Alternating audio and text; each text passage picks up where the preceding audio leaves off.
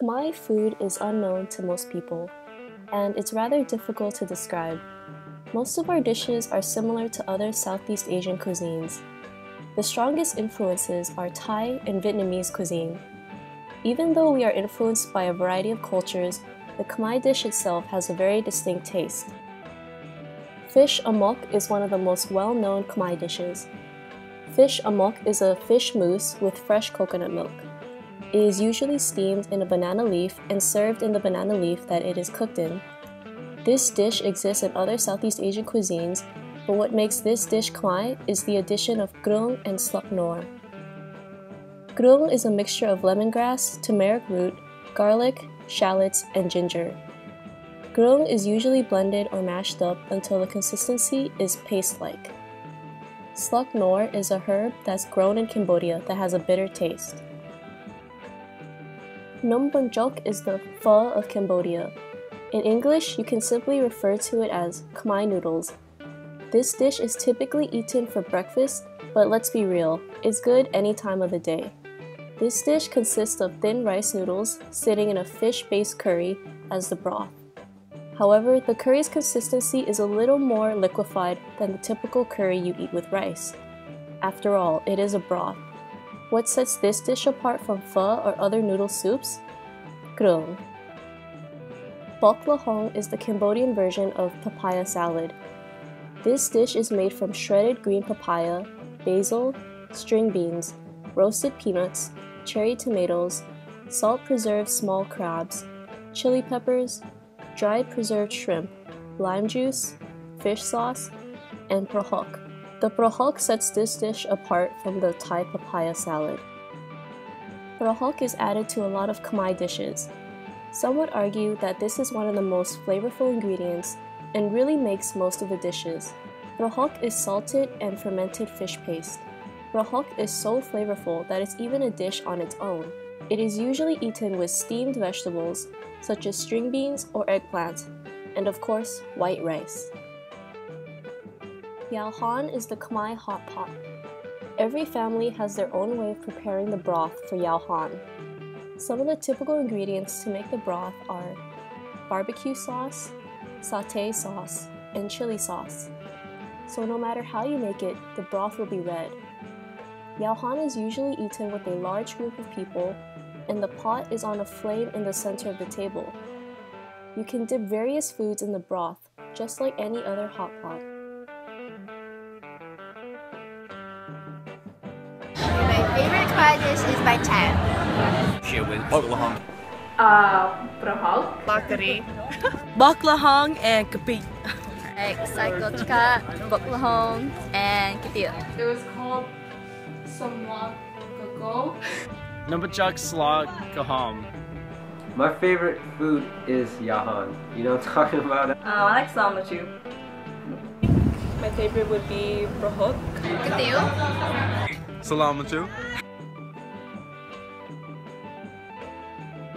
So I put half a chicken in there already, so it should be good to go. Then I'm going to open up these. Today we are making chicken katiu, and I only have beef broth. So we're going to use beef broth, and then we're going to boil up a quarter leg chicken in there until it gets all nice and tender.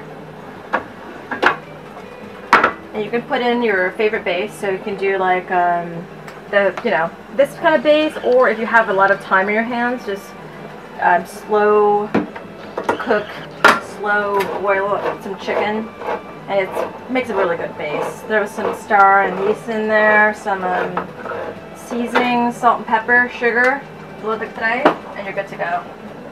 Alright. So it looks good. I already put some of the star anise in. You see it floating on the top. But it looks like this, and it smells kind of like licorice. But it's really pretty. Throw a couple of those in there. It smells like black licorice. Alright, so that's one. It's just you two, but I guess we'll have this for dinner. Put the rest in there. A little bit of salt. A little bit of sugar. everyone has their different taste. So I like mine on the sweeter side, so I just put a little bit of sugar, and then you'll taste it at the end. But you don't want it too salty because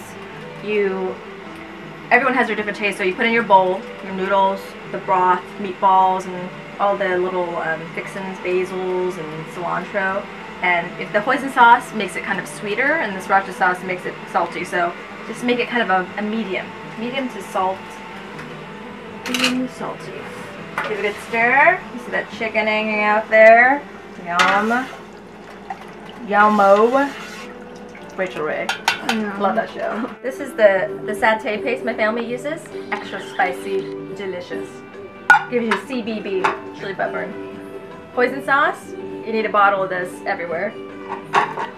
Fried chili oil, delicious, and also very spicy. I didn't warn my friends when they came over the other night and they put a whole bunch of that. I was like, oh, we're gonna get a bad case of the CBBs. Sriracha sauce, you know this stuff. Funny story about sriracha sauce. The factory is in Irwindale, and I guess when they're making the sauce, the fumes are really potent, so the people in the neighborhood was like, oh my god, we gotta shut it down! So they were thinking about shutting it down, but I was like, what are we gonna do with sriracha sauce? So people were like hoarding, like it was the end of the world, you know, like photo shops, my house, you know, 20 bottles, please, just in case. And it turned out they were fine. I thought it was just free. As long as it has a soup base with rice noodles in it, Cambodians have kind of a different broth because it's a saltier, more seasoned, whereas the pho is very plain. You can tell that, you know, it's very like watery. If you go to the Vietnamese shops, because you add stuff to it. Mm-hmm. The Cambodian ones, whether it's beef and stuff, they slow boil that beef, so it has all that yummy flavor, whether it's chicken, beef, pork, whatever, and it's much darker. That's what I've noticed, at least with my family. It's like my chow, it's my sao in Vietnam. Mm-hmm. A bunch of different noodles, stir-fry, mee thang and stuff. There's different variations, whether it's Chinese, Vietnamese, Thai, Lao. Everyone has their own version. It's all the same. We all love each other. We all love food. Let's all just get along. But we don't, because that's just the way, you know? To Cambodia, music is the soul of a nation. In the 1960s and early 70s, during the pre-Khmer Rouge era, Cambodia was a space for musicians to come together and play music.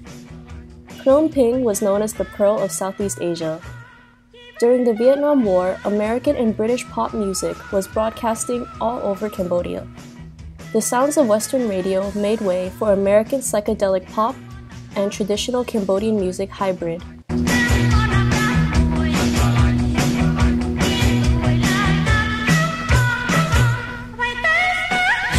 Two huge performers dominated the music scene during the 60s and 70s, Sinsi Samot, King of Cambodia, and Ros Sere Sotia, the Queen.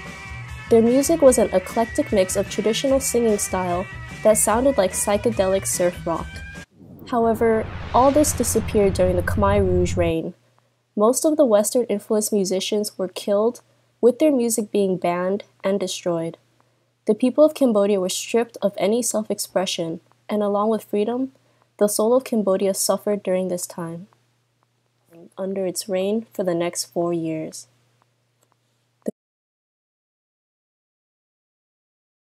On April 27, 1975, the Khmer Rouge took over the capital city of Cambodia, Phnom Penh, subsequently leading to the country's gradual degradation under its reign for the next 4 years.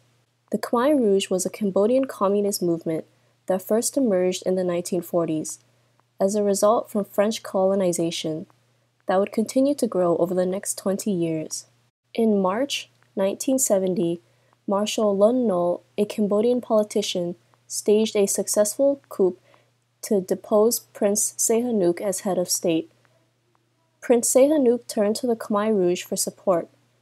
As the country was descending into civil war, the Khmer Rouge continually gained ranks through its alliance with Prince Sihanouk. The Khmer Rouge, led by Pol Pot, eventually defeated Lon Nol's forces. The Khmer Rouge, led by Pol Pot, eventually defeated Lon Nol's forces. Under the guise of a party of peace that wanted to end the civil war, the party gained support in the countryside. This was the beginning of the rise of Pol Pot, who would later become one of the world's most infamous dictators. After the collapse of Phnom Penh, the Khmer Rouge evacuated the entire population to camps in the countryside and continued this process every time a new city was taken over. Thousands of people died during these evacuations. The Khmer Rouge's ultimate plan was to revert Cambodian society into an agrarian utopia. Declaring the nation would start again at year zero. Pol Pot set about forcing people from cities, abolishing money, private property and religion, and creating rural collectives.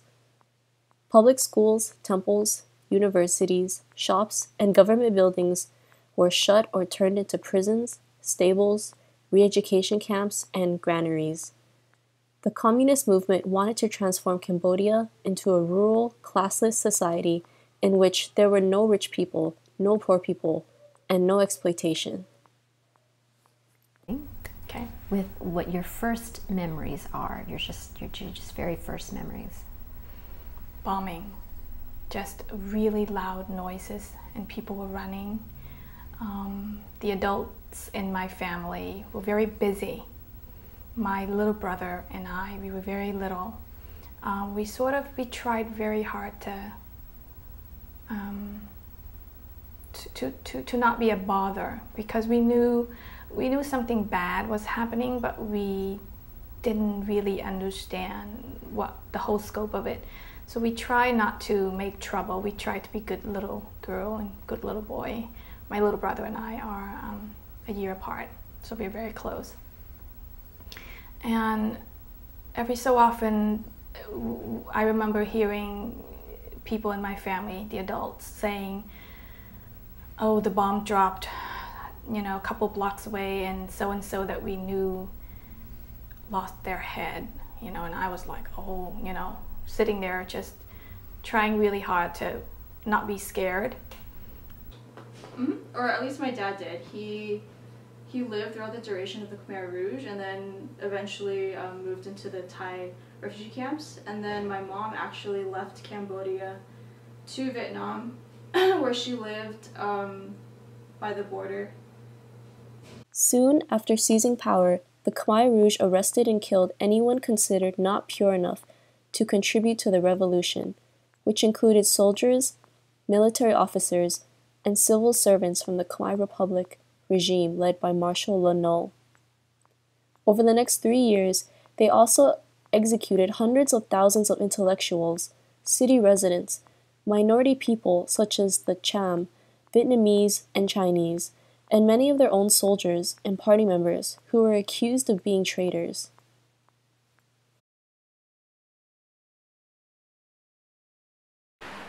Yes, they did live through the Khmer Rouge.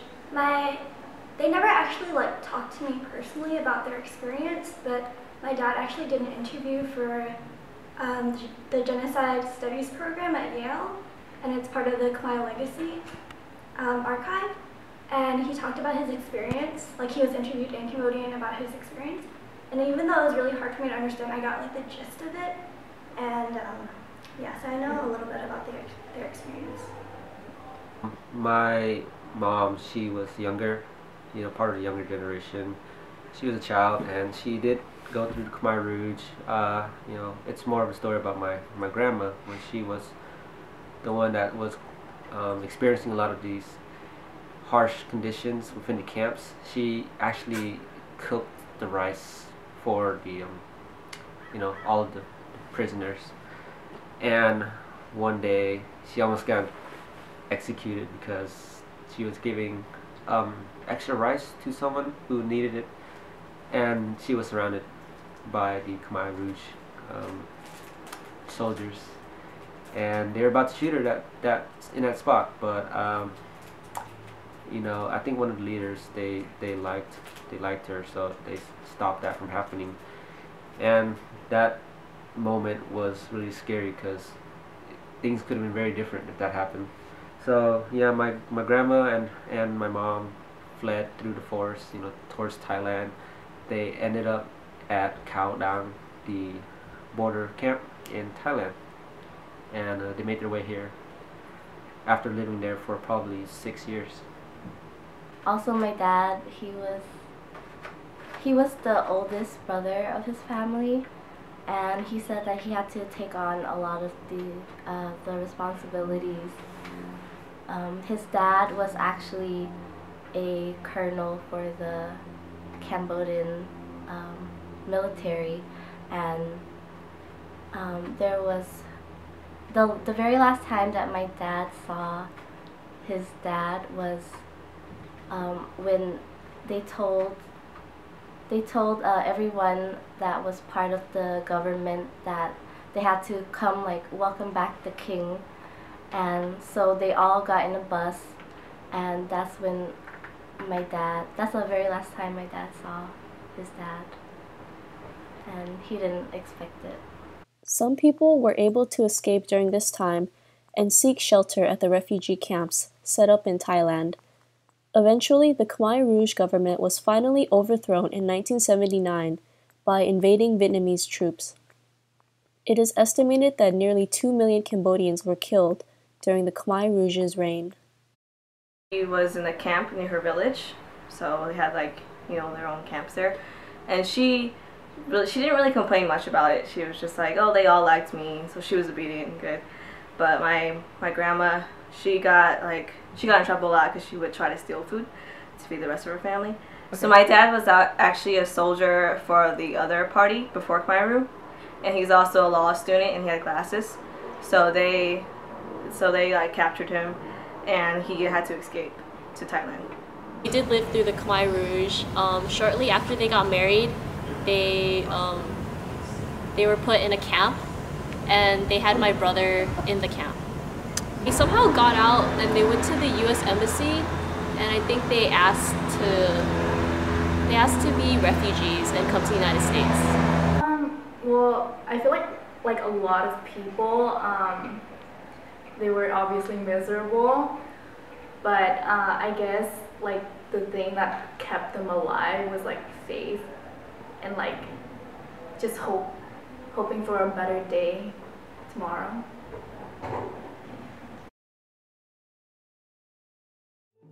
Cambodians found home and refuge all over the states, with their populations being condensed in Lowell, Massachusetts, Long Beach, California, and Stockton, California. Not long after their immigration, Cambodians became notorious for being involved in the donut market.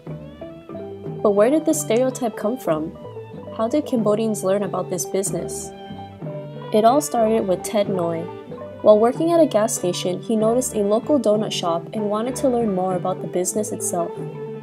Once he learned the tricks, he bought donut shops in Orange County and began leasing them to Cambodian refugees. He saw this as a business opportunity and helped numerous poor Cambodians who came to the States trying to escape the Khmer Rouge. He would train the refugees in running a business and baking. By the late 1970s, he would have owned a donut empire and is now known as the Donut King.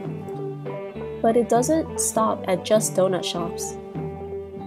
Cambodia is the homeland of many well-renowned individuals. Dith Pran, Cambodian photojournalist, human rights activist. Hang Nor, physician, author, and actor in the movie The Killing Fields. Radi Mom, the first Cambodian American to be elected to a state legislature.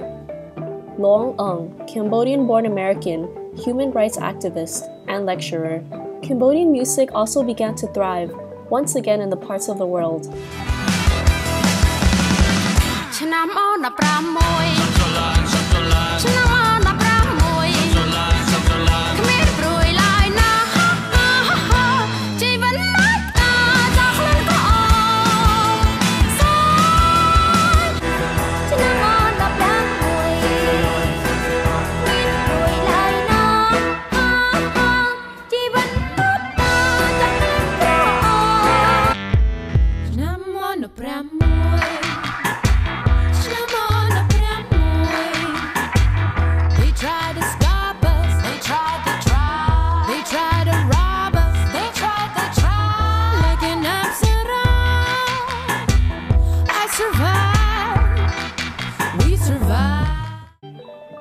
Although the Khmer Rouge took Cambodia's musical kings and queens enduring artists today are keeping the history and culture of Cambodia's music alive.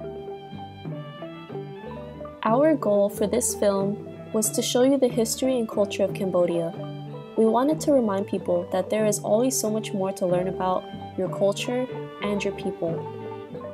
Take the time to listen to your family's stories.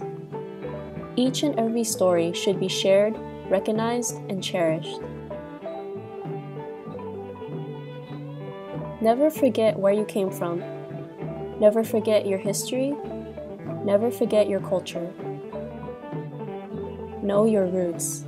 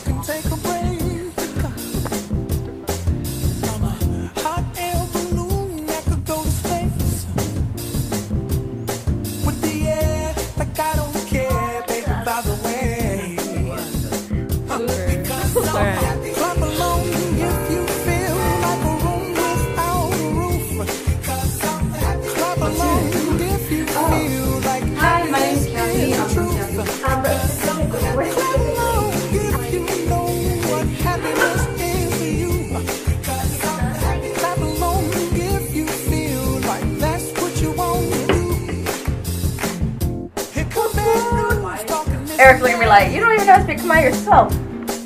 Yeah.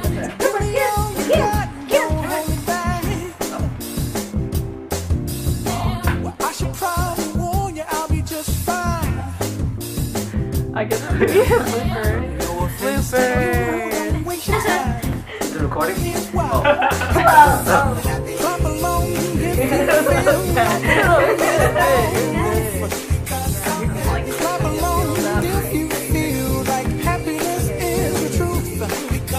Coconut ready? You guys seen that video? I'm in love with the Bobo. It's so funny. Oh my gosh, is it based on the Brendan movie? Yes, it is a parody. It's like, I'm in love with the Bobo. I got it from my Momo. It's so funny. Oh god, the guy's hilarious. Anyway, it's on Facebook.